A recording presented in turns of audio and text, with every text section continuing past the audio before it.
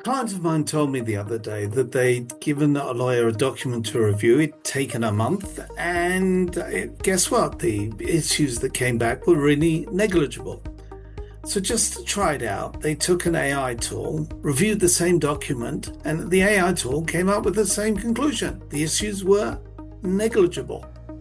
The project launched, but the lawyer had to revise their fee.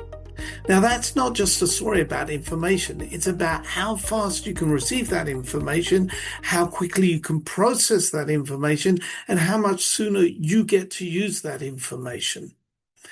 Most owners of SMEs know this. They talk about speed, the clarity, the control, but they are too scared or don't have time to learn AI. So today, I'm going to suggest to you how, as a owner of a small, medium-sized enterprise, you can start to stand up and look tall with AI.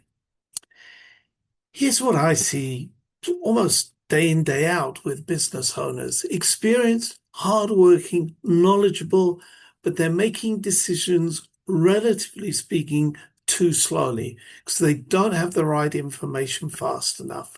They're spending money on marketing campaigns full of luscious content, yet reaching too few people. They're sitting on websites that look great, but are invisible to search engines.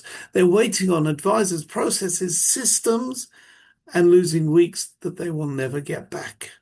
And meanwhile, there is AI, not the sci-fi version, not the robot taking control of your jobs and all the rest of it. We're talking about the practical stuff, AI that's available and works in a right now version. Over the next few minutes, I'm looking to take you and show you how AI is working for real businesses like yours. And here's what I want you to know, to hear before we go any further. Put aside that thought of being tech proficient or having a need for some kind of certification or being a computer science genius. This is about asking AI questions the same way you'd ask a genie in a lamp, except that this time you get more than 3 wishes. Now, if you're a founder or owner who's just curious about AI but not sure how you're going to get the real value from it, stay with me because I'm going to show you 4 tips about how you can change the way your processes at work. A quick sidebar. Now that you're here, I'm Michael Horesh, and along with my co-founder, Shari Wright-Pillow, we run the 172 Group. We set it up 4 years ago, and we've been working with founders and business owners, helping them move from stuck and overwhelmed to focused, in control, enjoying running their business again. So if these stories are landing with you, if they're resonating with you, please hit subscribe. It really takes a fraction of a second, helps the algorithm get you these videos in front of other business owners just like yourself who need the information, and it encourages us to make more and better videos for you. Our commitment to you is as follows. We will keep delivering practical, updated insights from the real world of small and medium-sized enterprises so that you can improve your workflows and help your profit lines. So now back to the show. AI is not about replacing anyone's judgment. That is not what we're talking about.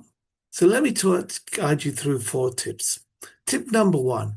Using AI as a diagnostic tool, not a production tool. Now, most people think that AI is for generating content, writing emails, producing texts, and that's true. It does that, and it does that well. But there is a bigger value, especially early on, and that's where we're looking at the diagnosis. I recently sat down with a client, and we ran through their new website with the help of an AI tool, not to redesign the site, just to understand the site. And the diagnosis came back fast. Lots of very interesting suggestions.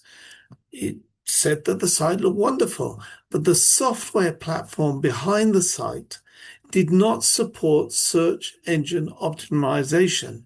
It was destined to remain a stark contradiction, this website, invisible online, because the client had not asked a question so suited for AI. What's wrong here? What am I missing? What does this actually mean for my potential clients? And that's where AI saves you real money, by finding what you cannot see. Tip number 2, simplify before you scale. Now, I was working with a wellness practice on their marketing campaign where they were spending money and getting some partial results. So we used AI to map the campaign different than they would what it turned out. They were targeting 3 different audiences with 2 different messages, one budget stretched beyond all means. So we simplified things. We targeted one audience with one message, one focused spend. More impact, lower cost, done. The wellness practice didn't need more marketing. They actually so to speak, needed less, just better directed.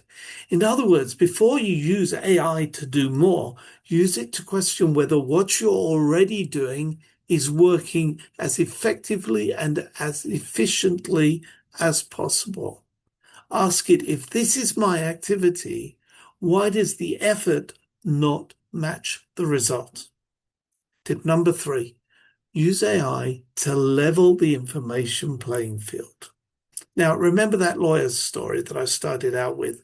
My client didn't hire a second lawyer to challenge the first.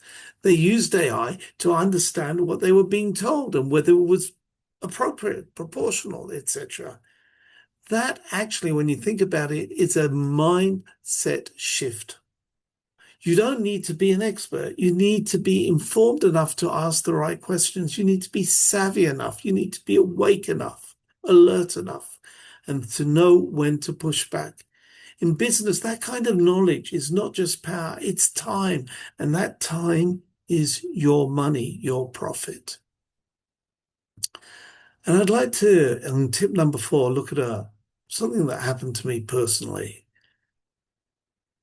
2 months ago, I started working on one small problem, and I threw the question to AI, which I didn't know very much about all that time, but I was sort of curious but a bit skeptical.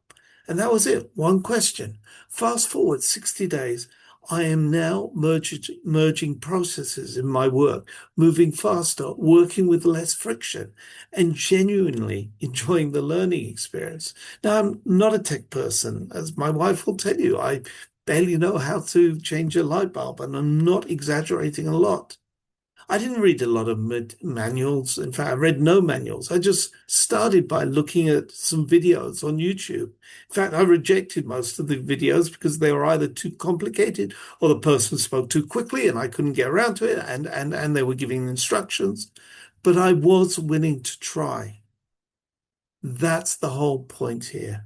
Start with one little problem, a real problem that you know is costing you time, money, whatever, and then just dive in. Take your time, don't get panicky. And as I say, it's just one question to that genie in the lamp and see what comes back. That's how the habit starts, and that's how the results begin to flow. Now, here's what I'd like you to take away from today's video. AI is not, I repeat, is not a replacement. It's not a replacement for your experience, for your judgment, for your relationships, for your instincts. Hold on to them very tight. It is a tool. It's a very fast, very available, very patient tool. We still even don't know its limits. However, the way you use it effectively is simple. Don't be afraid. Welcome it, embrace it, like that genie in the lamp. And then turn up. Just turn up. Do one small task at a time. As Shari, my colleague, would say, one small baby step at a time. The business owners I see making real progress with AI are not necessarily the most technical people in the world, like myself, not technical. They're the most willing. They started before they felt they were ready and kept going. That's it. That is the whole game. If today's video gave you even just one idea, one thing that you're going to try this week, we have done our job. Hit like, hit subscribe, share this video with a fellow business owner like yourself who you think will benefit. Shari and I are building a community of people who are serious about growth and want you in it. I'm Michael Horesh. This is the 172 Group. Let's get curious together.